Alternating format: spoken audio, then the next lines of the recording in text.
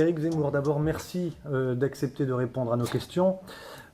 Pardonnez-moi si je vous donne le sentiment de vous poser des questions un petit peu réductrices, mais je sais que quand on est à votre place, c'est toujours un petit peu, on a toujours le sentiment que l'intervieweur est un peu réducteur dans les questions.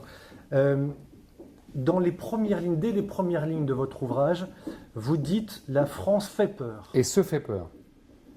Qu'est-ce que vous voulez dire par là? Les Français ont l'impression de ne plus vivre en France, de perdre leurs repères, de voir leur pays complètement basculer dans un autre univers qui n'est plus la France. Donc c'est pour ça que je dis ça. Alors justement, dans la préface de votre livre, vous n'y allez pas par quatre chemins parce que vous affirmez que la France a été déconstruite volontairement, méthodiquement, et vous parlez ensuite d'un projet subversif de destruction. C'est quoi ce funeste projet? Mais c'est très simple, j'essaye d'analyser les 40 dernières années. Donc dans les 40 dernières années, si vous voulez, nous avons des élites culturelles, intellectuelles d'abord d'ailleurs, d'abord universitaires, intellectuelles, des grands intellectuels, puis des élites plus médiatiques, artistiques, politiques, économiques, qui ont au départ avec soit des volontés subversives, révolutionnaires d'extrême gauche, soit avec des volontés au contraire pour essayer de développer davantage le pays, pour essayer mais ont voulu transformer le pays et le peuple français surtout, de faire de ce peuple de paysans et de soldats un peuple de commerçants, d'industriels, de consommateurs, pour s'adapter à la modernité libérale économique.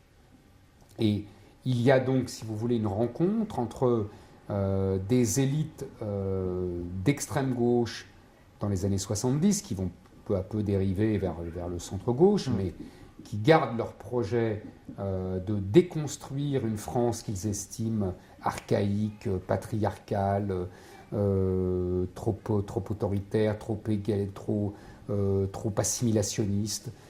Ça, c'est le projet d'extrême gauche. Et le projet d'une droite libérale qui rêve de l'Amérique. Hein.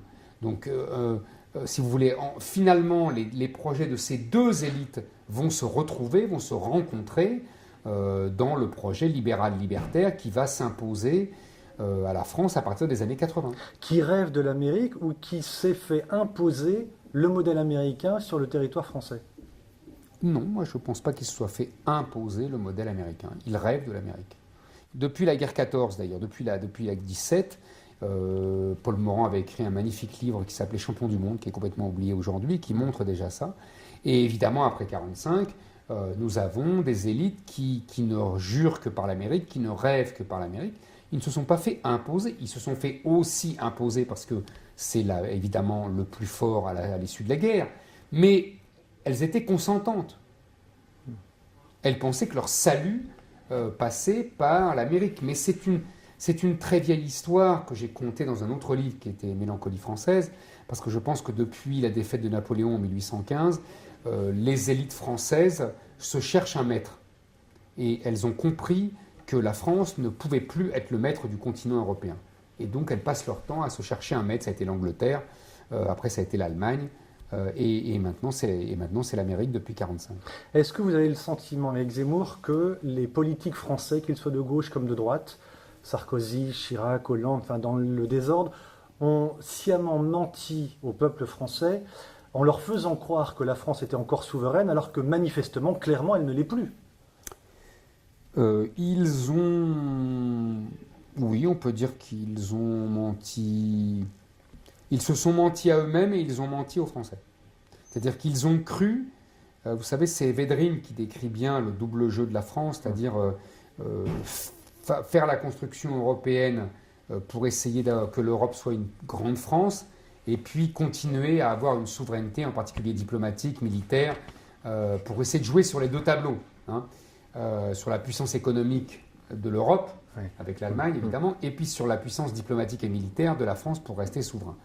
ce double jeu, qui était déjà d'ailleurs le double jeu du général de Gaulle un peu, hein, quand il dit que l'Europe des six fera ce que les États-Unis, les deux super grands de l'époque, feront. Et donc la France dirigera cette Europe des six et donc sera à l'égal des deux autres super grands, États-Unis et URSS. C'est toujours ce jeu-là. Mais ce jeu-là a pris fin, selon moi, avec Maastricht et avec la réunification allemande. Avec Maastricht, parce que Maastricht, c'est la fin de la souveraineté monétaire et donc peu ou prou, on entre dans l'engrenage de la fin de la souveraineté et même la fin de la démocratie, parce que j'explique que c'était la dernière campagne démocratique, et la réunification allemande, parce que la réunification allemande est une catastrophe géopolitique pour la France, et parce qu'elle repose la question allemande au cœur du continent, et qu'elle impose la domination allemande. Et la conjonction des deux, entre la monnaie unique et le retour de l'Allemagne comme sujet de droit international, sujet souverain, fait que, évidemment, la France n'est plus souveraine et qu'elle est en plus soumise à la tutelle germanique. Et selon vous, cette France-là ne peut pas avoir d'avenir? Je pense que cette France-là, enfin, si vous voulez, c'est encore plus compliqué que ça, parce que se greffe sur ce sujet-là la question de l'immigration, la question des mouvements démographiques. Donc on a une France qui est de plus en plus soumise à la puissance allemande et qui est de plus en plus travaillée par des conflits ethniques et des affrontements de populations qui, pour l'instant, se fuient et ne veulent plus vivre ensemble. Mais c'est pas tenable, quoi. Donc tous ces phénomènes-là poussent à l'implosion française.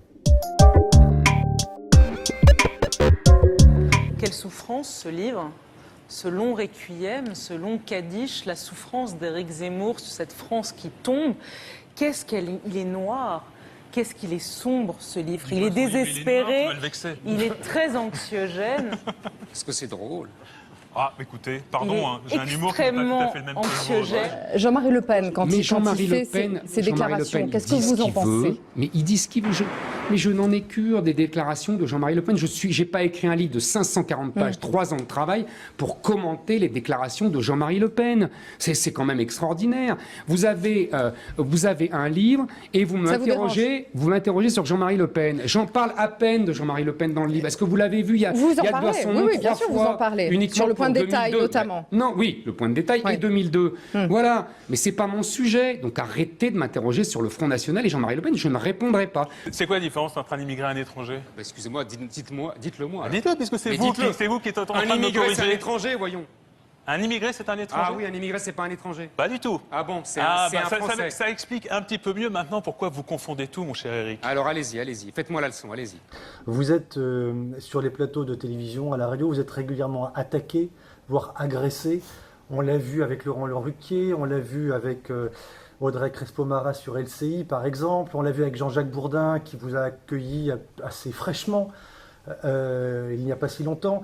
Est-ce que c'est compliqué, c'est difficile à vivre, Éric Zemmour, que d'être un journaliste médiatique comme vous l'êtes, à contre-courant? Il faut... Écoutez, il faut être sûr de ses convictions. Et puis, ne pas être trop sensible. Ce que vous n'êtes pas. J'essaie. Ce que vous essayez. Voilà, je me caparaçonne. Vous dites dans votre livre que vous êtes contre le politiquement correct. Qu'est-ce que le politiquement incorrect? Non, je ne dis pas que je suis contre le politiquement correct. Le politiquement correct, vous savez, c'est devenu maintenant un terme banalisé. On dit c'est politiquement correct pour dire c'est langue de bois, c'est conformiste. En fait, le politiquement correct, c'est pas du tout ça. Le politiquement correct, c'est une idéologie dans les années 60 qui est née dans les facultés américaines et qui était la défense des minorités, des femmes, des noirs, des immigrés, des homosexuels, tous ces gens à qui on prêtait un passé d'exploités, de victimes éternelles. Et évidemment, il ne fallait absolument plus les toucher, il fallait les voir comme des nouvelles icônes.